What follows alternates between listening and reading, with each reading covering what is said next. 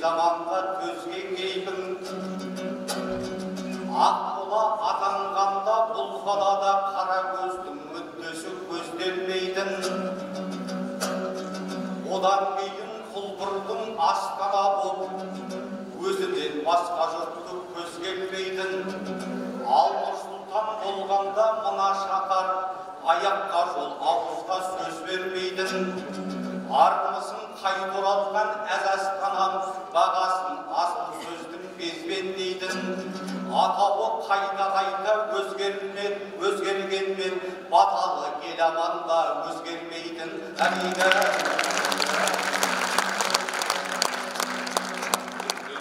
Аман есен елімденді, менің де тұла бойым жеңілденді. Көтеріп Қостанайдың қос айқайын, айтысқа кірісейін сенімденді. Жастығымды өткізген ару қала, көзіліп бір шабайын көрімденді. Ахан туған өлкеден сәлем алып, алаш деп ұрандаған ерім келді.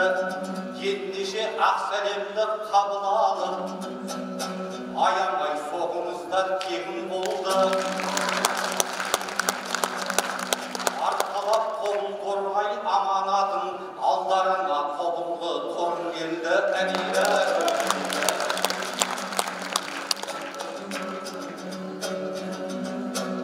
Алғысап алаш дейтін сүйіп келден, көрінген өнермен биіктерден.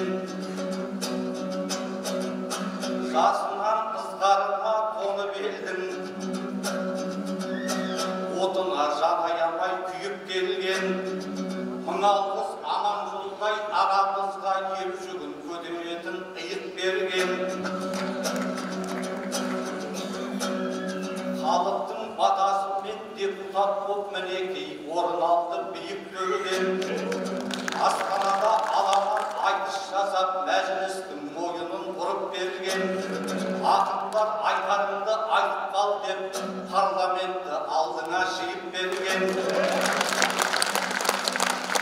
Ендеше елдің мұңын жеткізейік, кеудемізді босатып күйік жерден. 90 толғау халықтың қайғы мұңын толғанып тобықтайылып түйіп келген.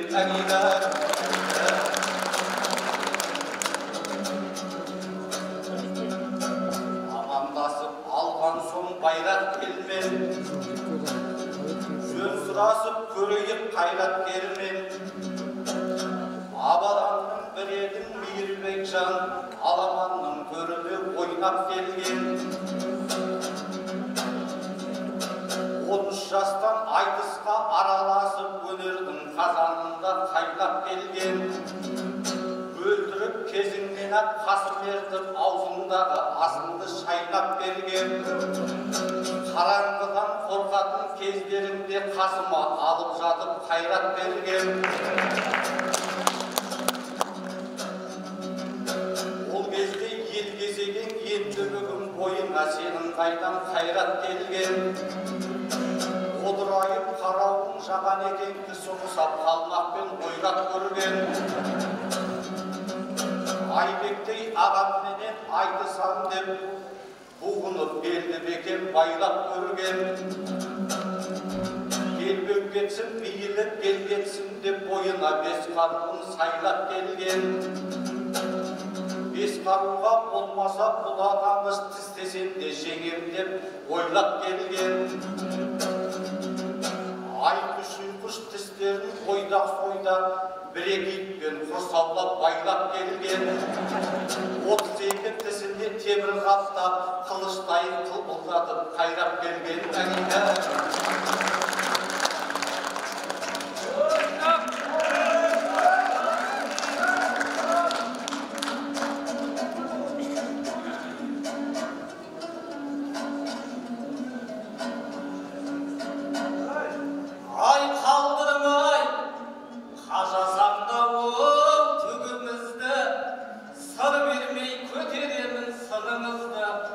Ойнат көрген батырдай деп айтасыз, ойпырмай тісімбен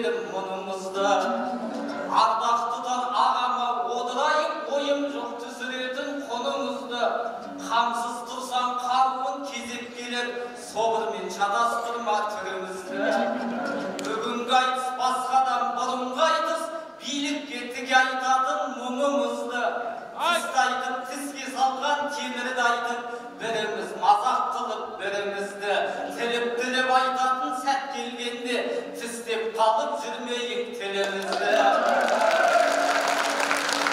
Арыстың көз жүгіртпей беттеріне, тісті айтып отырсыз-ау текке біле. Шегінсем тарихымның өткеніне, шерім бар ысырылған шеткерге. Асылтысы қағылып арыстардың абақтыда жаназап шекпеді ме? Сәкендердің сымбақ бет күректісі тергеушінің шыдамай тепкеніне. Халық жауы әкесі атанғандар тіс жармай тірі жанға өтпеді ме? Қаңғырттай қаңғақ сатқан мәңгүрт қоғам көздің жасын көлдей қып төкпеді ме? Бүгінгі жағдайында мәз болмай тұр, кеудеміз толды бүгін кекке міне. Мемлекеттің дәулетін әулетіне меншіктеді сенгендер шекпеніне. Олай Миттал, Кулагин, Машкевичтер байлыққа белшесіне бөкпеді ме? Түрлі түсті металды түгел жұтып, түбінде бір сұрауы жоқ деді ме? Еніңіз қисық түсін дүзетті ғой, ал олар қисық ісін реттеді ме? Мейірбектің тісінде тұрған темір мешкейлердің ішінде кетпеді ме? Әңгімені тоқтатайық, онсыз додан қабырғам сөкпеді ме? 30 ісін халыққа қайрағандар 30 жыл түбімізге жетпеді ме? Асылсын көріне бастағанда ақын көп кеткен хан мен бектеріңе, ұртыма жасырынған ұры тістер ұлтымның тұталақа етпеді ме?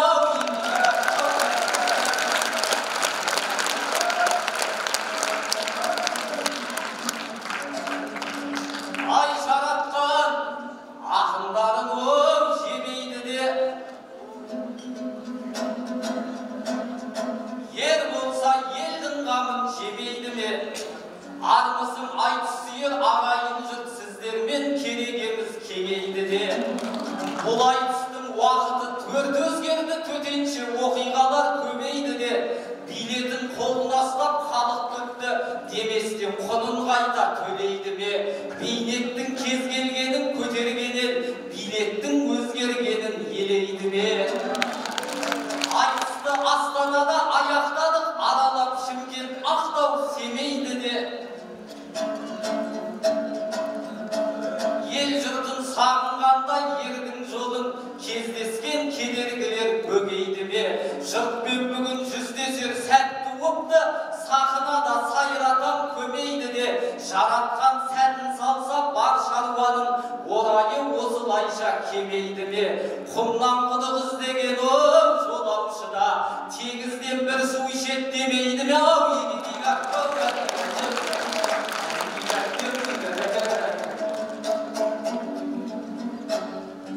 Ай көрінген қабағынан қай бөлегі, әкімдерден кем емес әлбеделі. Қаймықпай президентке датын айтқан қарсыласым Ақтангер Айбек еді. Ақиқаттың толқынын аспан қатсам, билікте шайқалтпадың қай кемені. Төмендегі жеткізіп елдің мұңын төрелерге тік қарап сөйлемеді. Бұл күні астаналық жұрт білетін, арызбенен шағымға бай дерегі. Айкөмек деп аталар қызмет бар, 109-мен терілген жай нөмері. Соларға арызыңды айтсам болды, тапсырманы талапқа сай береді. Мұны неге айтып тұр демеңіздер, Мейірбек бір сәйкестік жайлы еді. Өйткені қасымызға келіп отыр, арғымақтай көсілген бәйгедегі 25 жыл жоқтағаны елдің жоғын. Айтыстың Айбек дейтін Айкөмегі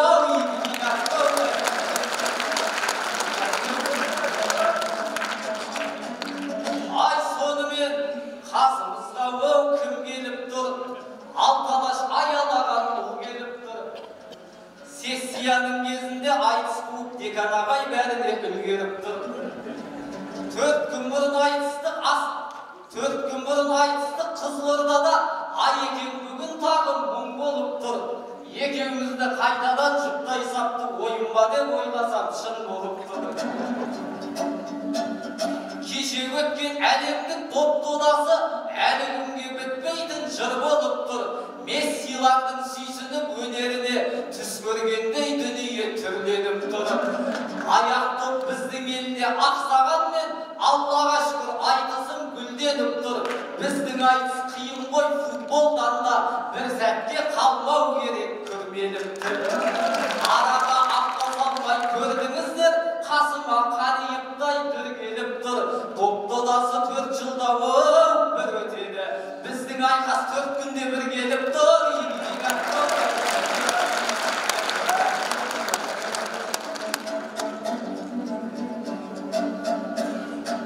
Ай басқа жоқ, басшылардан ол адам көкпен, мықты едің айбек дейтін ағам неткен.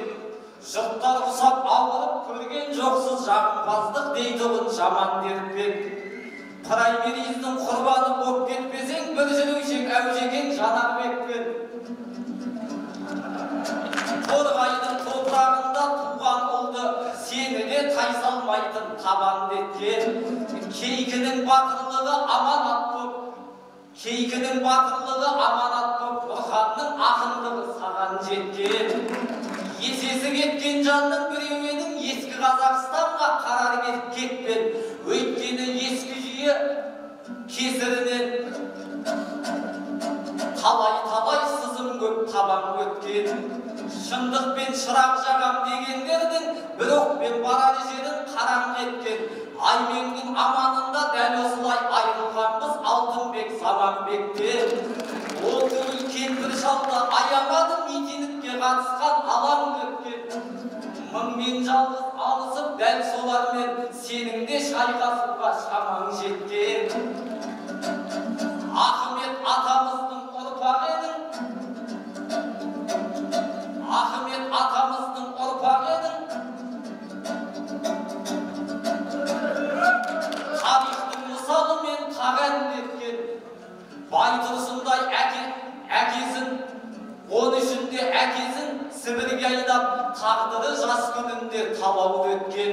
Ал енді Айекеге сөз берейін, зар заманнан бүгінгі заман өткен. Сібірден тірі келген о Байтұрсындай, жаңа Қазақстанға аман жеткен.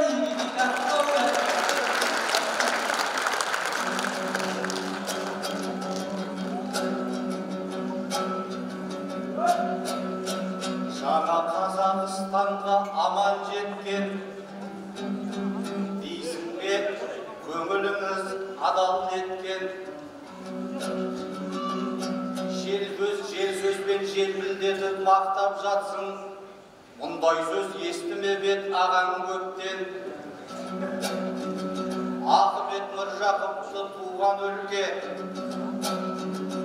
жасынан тәрбиелеп табан еткен. Ояздың бастығының басын жарып, итшеккенге Байтұрсын бабам кеткен. Итшеккен көрмесе де Астанадан айдалып арқалыққа ағаң кеткен. Үш туылып кіргенше тенем көрге, ақиқатты айтармын шамам жеткен қайын.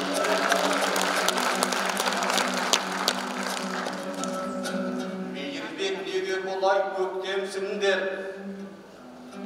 Қостанайды қашанды шектерсіңдер. Дамыған елу елдің қатарына ана жылы торғайсыз өткенсіңдер. Дамыған 30 елге кірген кезде біздерсіз тағы сонда бөккенсіңдер. Жаңа Қазақстанға қош келдің деп, енді кеп жырларыңды төккенсіңдер. Жаңа Қазақстанға мейірбек жан, бізге айтпай қашан сендер өткенсіңдер. Алла жұтыма лашықпай жұртта қалған, Торғайды қайда тастап кеткенсіңдер.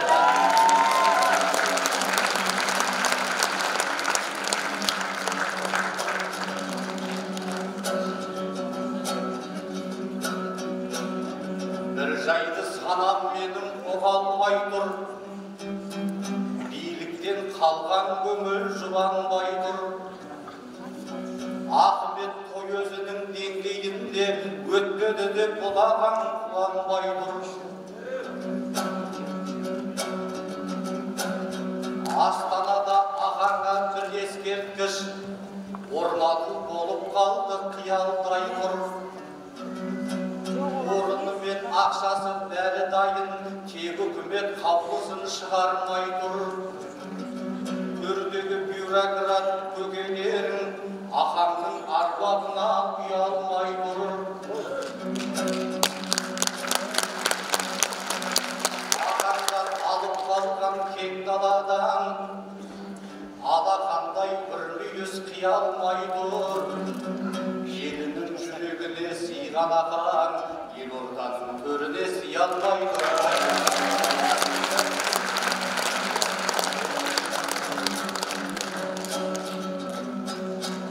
Ой қосып осындағы өреліге бір мәселе қосайын өлеңіме. Алифбет бір икіспен алда бар бақ, елімнің таралды кең көлеміне. Букмекерлік кеңселер сор болып тұр, өренін жалмап жұтып өреліме. Үкіметте қарайтын жан бар мекен, үңіліп осы жайдың тереңіне. Жұрттан қарыз банктен несие алып, жасамысы жасы да өрені де. Бәстігіп бас айналып құмарбаз болып, шайтанның ерген жан көп дегеніне. Микрозайым деген бәле шықты, пайыздың батынатын ереніне.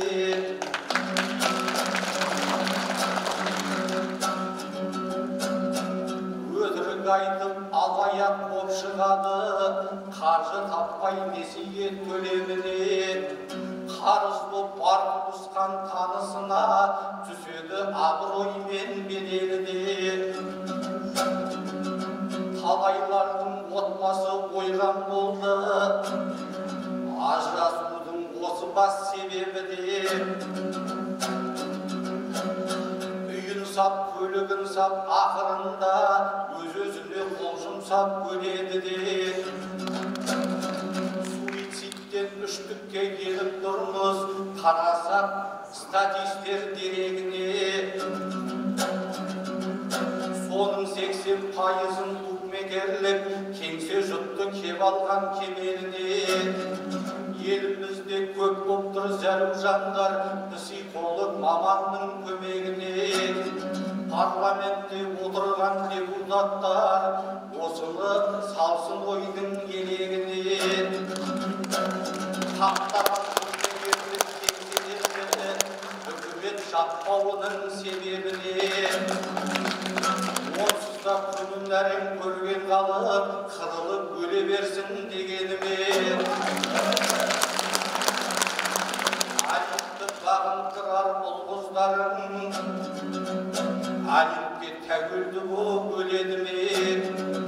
Мемлекетке миллиардтап салық төлеп, жатыр деген сөзді айтар шереуіне. Халықтан салық тартып көрсі үкімет, біз ондай үкіметтің керегі де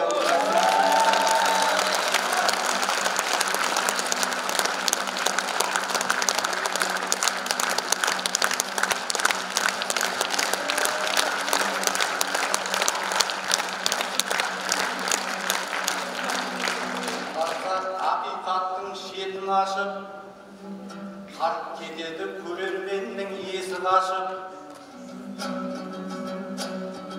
Ел арна емес сынаймын ғаламторды, кетпесін жанарыңның оты қашып. Қазыдағы бастығын беріп досым, болмасын көтеруге жетін асып. Ғаламтордан ел арнасын каналының көріп бетін ашып, Хабарларың түреген айтыс жайлы, кіріп бардым пультімді екі басып.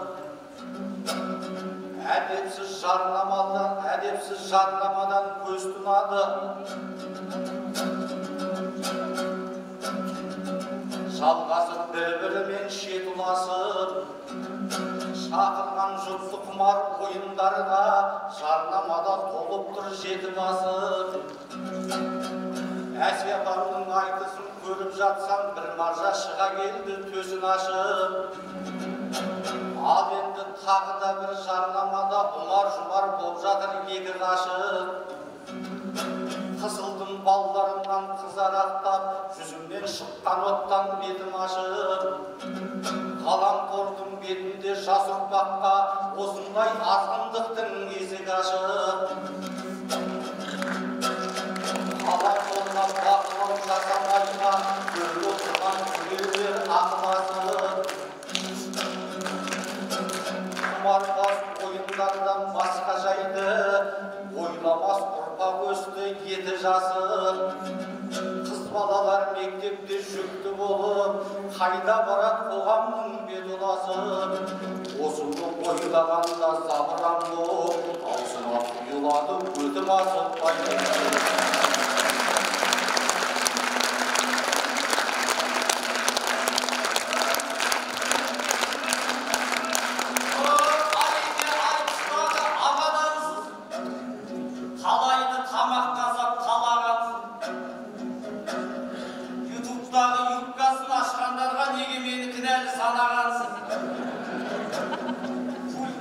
басқандан шатастың-ау, негіз асып сөйледің шамадансыз. Асып сөйлеп отырсыз шамадансыз. Айтыстың өткеніне тоқталатын жобамға деп сөз қылған манадансыз. Елдің бәрі риза боп пікір жазады, еңбегіміз жатқан жоқ бағалаусыз. Қалиевтің қалдырған комменті жоқ, не деген төленерге ағадалсыз. Көзіңізге көп нәрсе елестейді-ау, көңілім жас болғанмен кәр адамсыз. Ұмар-жұмар біреулер шығатындай айтысты қай сайттан қарағансыз. Негізі басын бастап жарнаманың аяғына жетуді қалағансыз. Жел маясы желіге шөгіп жатқан, жер ұйықты пультімен шолып жатқан.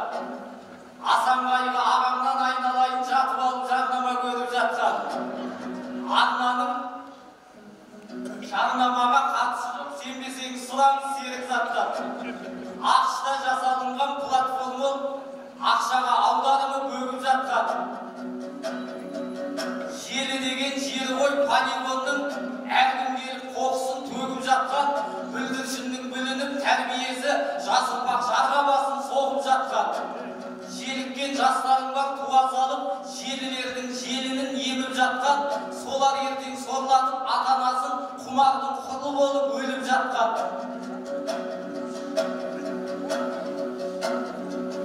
Мен болсам айтыс жайлы хабар жасап, ақтап жүрмін алталаш сенімді артқан. Ел өнерін эфирден ұлықтаған, ел арнаны етсе екен елім мақтап. Хабардың жасап жатқан жобасы көп, жаңғыртқан дәстүрімді сөніп жатқан. Мақпал Мұса көтерген мәжіліске мәселеге ойым бар менің де айтқан. Одан да арналарды азайтайық, азғындық жетегіне еріп жатқан. Рейтингтің рекордын қоямын деп адами құндылықтан кеміп жатқан. Қаптаған қызбекемен көгілдірді шақырып ток-шоуының төрінде отқан. Өлгендерді еске алу бұлай тұрсын, намысыңды тірідей көміп жатқан. Боғауыздан ауызы босамайтын киноларға уақыт беріп жатқан. Бетіңді басып көрген жарнамаға 5 сағат эфирлерден беріп жатқан.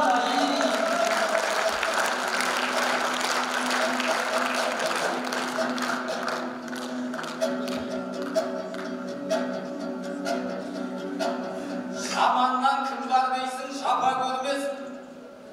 Ауыр жүкті артқанға атан өлмес.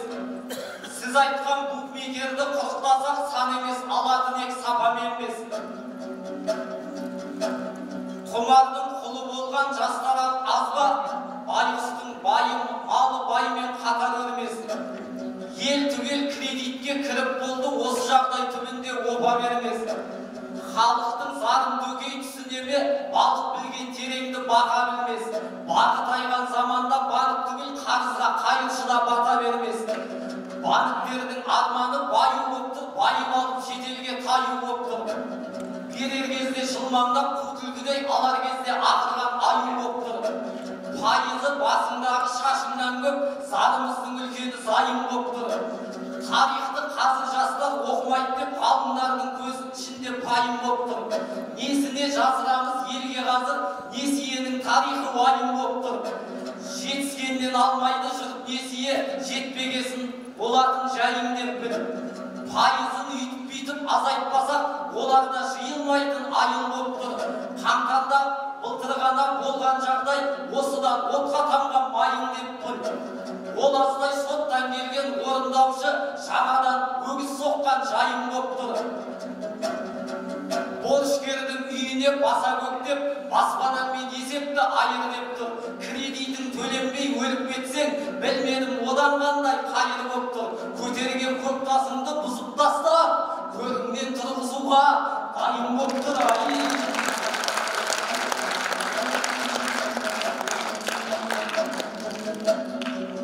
Егеменді ел болдық арайласа, мақтанатын нәрсе көп, маңайға жап. Күннен күнге көркейіп ел ордамыз, салдық қой салтанатты сарайға жап. Қаз-қатар тізілгенмен зәулім үйлер, қазаққа болып тұрау алайда жат. Жамбас пұлдан артылмай бар тапқаны, жарлы жұрт жалақысын санайда зат. Падезіне кіре алмай сол үйлердің подвалын жалдап жүр талай қазақ. Бұл жерде депутат бар, басқаңыз бар, айтылған ақиқатты растаңыздар. Сая таппай жүргенер барма десең, саяжайда өріп жүр саспаңыздар. Дачаны падалады шаршаған ел, шарапатсыз қоғамнан шашқаныздар. Үй алатын соларға үміт сыйлап, үкімет бір жобаны бастаңыздар. Босқындарды көбейтсек, байтақ елде болашаққа боламыз бос қарыздар. Жылу жоқ, жарығы жоқ, ауыз су жоқ, саяжайда қазақтар басқаңыз бар. Жедел жәрдем таппайтын жет айналып, көшелердің жарығын жақсаңыздар. Жақында тағы сайлау келе жатыр, оған қанша салатын ақшаңыз бар. Аманатқа тапсырар бір аманат, қара желдің қабағын бақсаңыздар. Дауыс берер халықты іздегенде, дачадағы қазақтан бастаңыздар.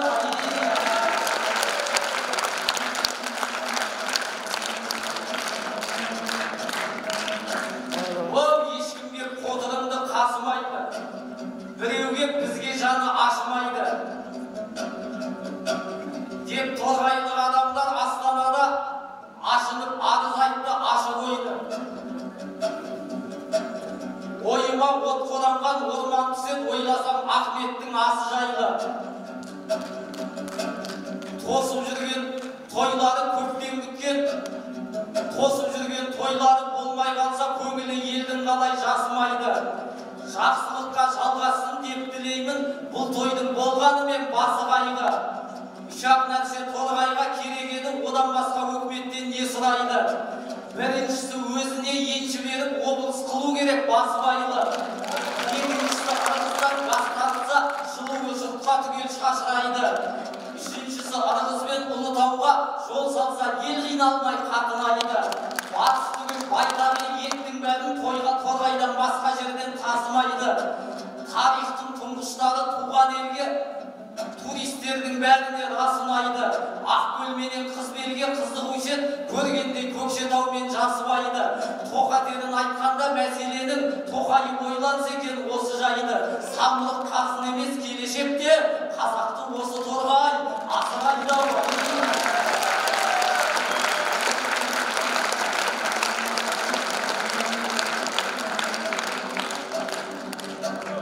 Ақтан керім шаң жұқпас шашасында, естейсің облыста ашасың ба? Тағы бір ауданында түйіткіл бар, әңгіменің ашылсын бас осында. Сіздің аудан атында Жангелдиннің осын ойлап тиеді рас ашуға. Әліби комиссар деп әспеттеген большевиктің біз үшін басасылма. Солардың нұсқауымен арыстарым ұлтшыл деп ұшырады асасынға. Шіркеуде атын өзгерткен сол шіркінді бетімізге шіркеу қып басасың ба? Нұрсұлтанды бір күнде өзгерткендер осының оң шешімін жасасында.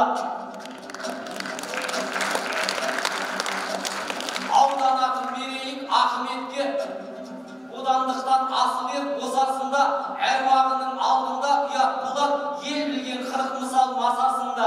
Әліпбидің атасын әлі күнге, әлібидің қалдырса тасасында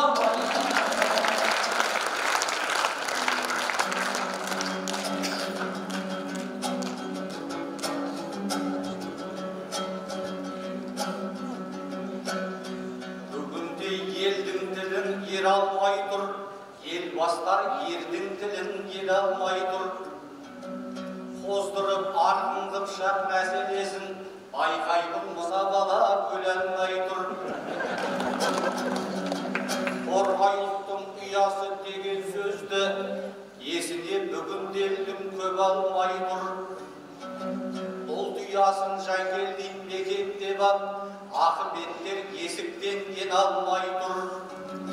Мың жылда да тумайтын Қайран ағаң өзі туған өлкеден төр алмай тұр. Он айтсаң ұрушылдық дерті қостап, біздің кейбір ағайын көне алмай тұр. Ахаңдың әлібейдің ақ қарасын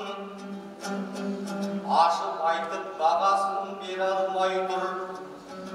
Өзің айтқан жаңарған Қазақстан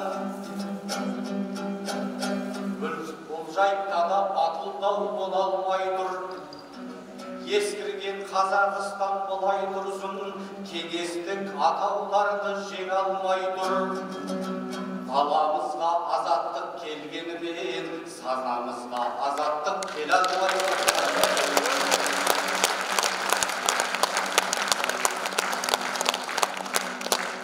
Елінің көкейінде толған мұңы, ағамында бос еді арман жыры. Көтеріп Торғай жақтың мәселесін, Қызылорданың тобықтай толған бұлы. Құтылып қызылдардың қаңсығынан, қазақтың туар мекен алдан күні. Сарқыншақтың барлығын құрту керек. Әр жерде де советтің бар қалдығы. Мейірбек жан өзіңде ойлансаңшы, болған соң сыр елінің талған бұлы. Белгілі Ақмешітте большевиктер Қызылорда атын күштеп таңғандығы. Атауын ауыстырар Жангелдинде Қызылорда Ақмешіт болған күн ауға кейде.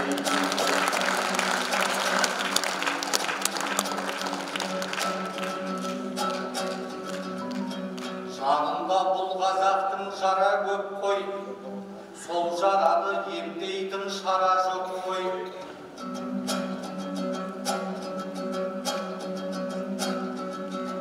Кейде біздің биліктің әрекетін түсінуге жатады сана жетпей. Путиннің қасқабағын бағамыз деп, өңештен жүргендейміз тамақ өтпей.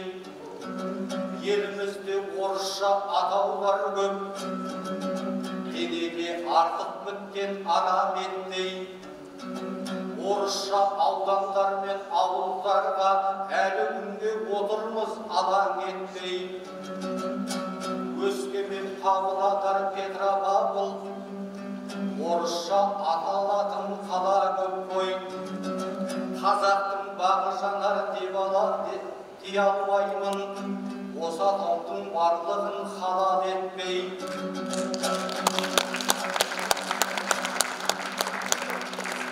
Шіріп қалған Ресейдің патшасына табынып тәуәп етпей.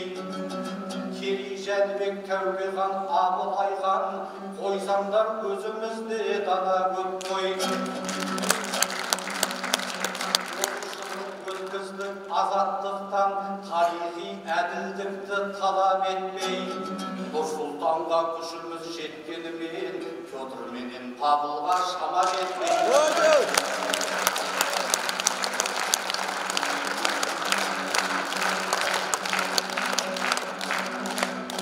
Жаса күйлік бүгін жырын делеп, айтатын мұңым бөлек, сырым бөлек. Кең жазира жер берді қазақ балла, желбіретіп көк байрақ туын керек.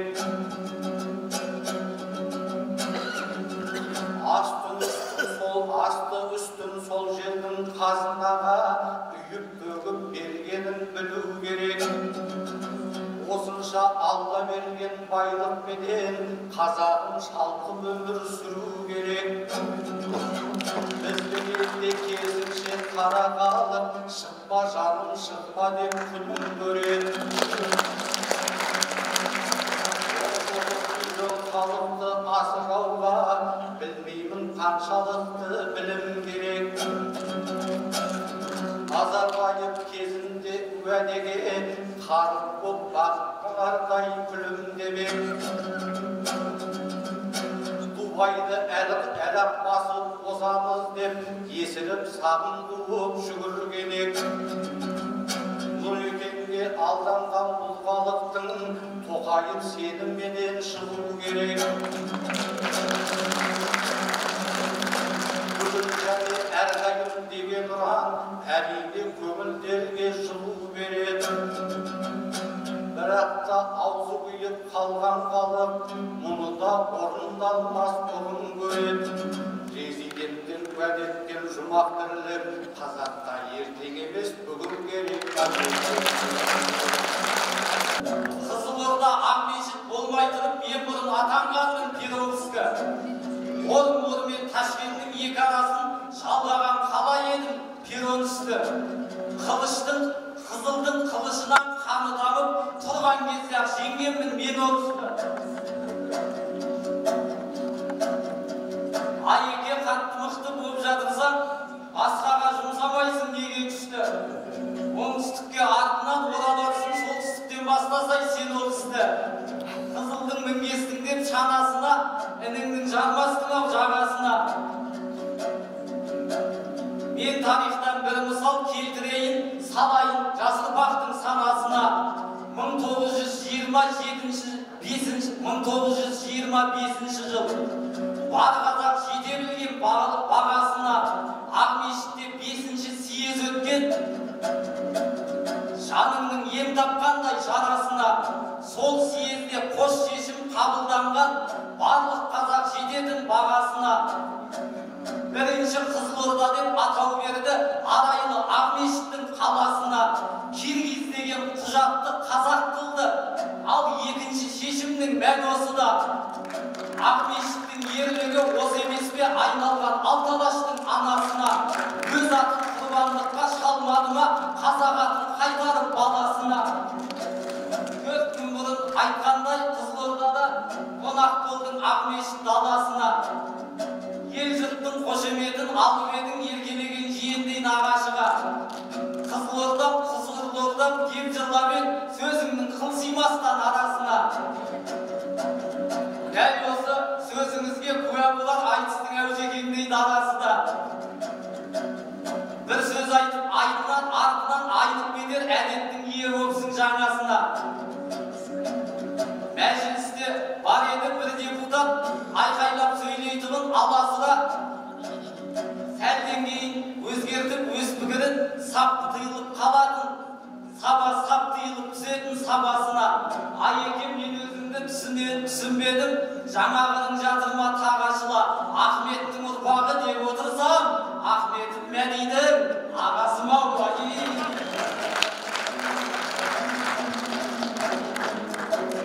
Ризамын Айекеңдей атқалына. Елдің мұңын қиналмай шаққаныңа. Жалғандықпен күресіп риза болдым, халқыңа жаның ашып жатқаныңа.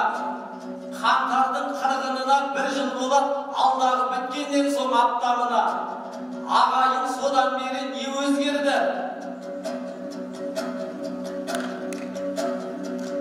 Ел тұрмыстан тауқымет тартпады ма? Жазықсыздың үстіне үтік басқан жауыздардың барлығын соттады ма? Темір торда тергелген жазықсыздан азаматтың барлығын ақтады ма? Қашан жауап береді қашып кетіп опасыздар отанын сатқанына? Балалардың кім жауап береді екен? Қаны тамса алаңда аққанына? Назарбаев кезіндегі жағымпаздық Тоқаевтың тұсында тоқтады ма? Президент ешқандай зәру емес маңайдағы жантықтар мақтауына. Ағайын дәл осылай кете берсек, ақиқаттың сене алмай ақпарына барлығымыз бас шайқап отырамыз Балтабектің шығарған қақпағына. Шіркін-ай, елдің тауы шағылмаса, қазақтың маңдай бағы қалыңдаса, әділетті Қазақстан жасау үшін әр қазақтың жігері жалындаса, қазағым өз елінде жұмыс жасап, Ресей мен Кореяға сабылмаса, шырылдап байғұсана науқас бала, аты жаман аурумен ауырмаса, еміне жас баланың жылу жинап, шетелге ота жасауға сабылмаса, ардақты ана тілдің түп тамыры айбалтаның аюдың айбалта аюлардан шабылмаса, ақындар аралығында адал болып, билікке құлдық ұрып табынбаса, жасалып қанша шаруа жатыр қазір, болмайды енді бізге дамылдаса, қолдайтын артыңызда халық барда, Тоқаев қолдан келсе бәрін жаса. Ертеңгіде ел болармыз, өкімет соның бәрін орындаса. Ертеңгіде ел боламыз, айтын осылардың барлығын орындаса. Өкімет қара желдің өтінішін, одан бұлай бұйрық деп қабылдаса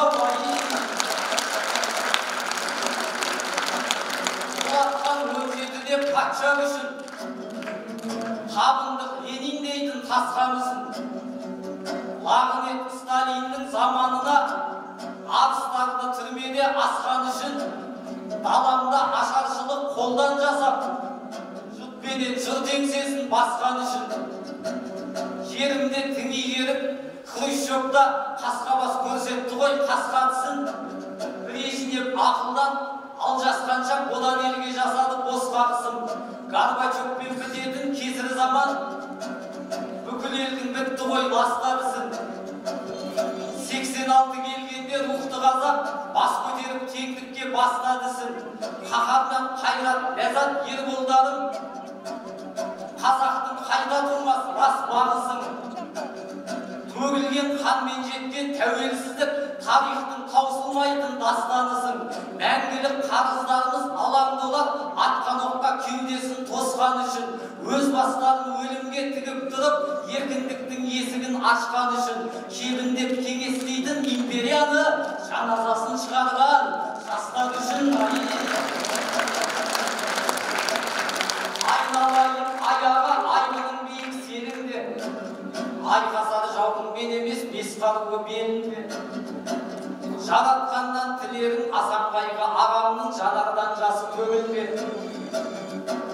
Ол ел алдында екеуміз пәлсапа соғып қайтеміз, сүйеніп қантпен егілге, ақша таппай халық жүр тіленіп қантпен көмірге.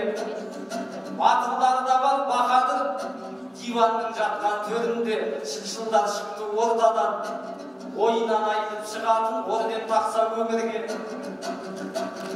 Кеуде керіп қайтеміз, сөз соңында айтайық, ел ішінен шығатын еңбек адамы жөнінде. Нағыз батыр дегенің Сәбитті шонтақпайып, сәбиттер терезеде теңселген.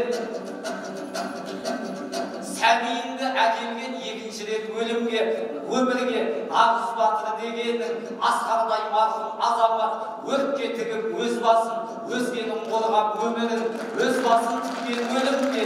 Қараңғы қазақ көгінде өлмелеп шығып күн болған Сұлтан Махмұт есімнен кетпейді тіпті еріңде. Отаның жоқ жау, отандасына қорған бұл азаматтар көбейсін, оққа тосатын кеудесін, оқыған қазақ көгінде, қазақтай қайсар еліме, тілегім осы менің де, қиямет күні келгенше, қиындық көрмей ендеңсе, тірлігіңде тік жүріп, бірліктен қазақ өлімде.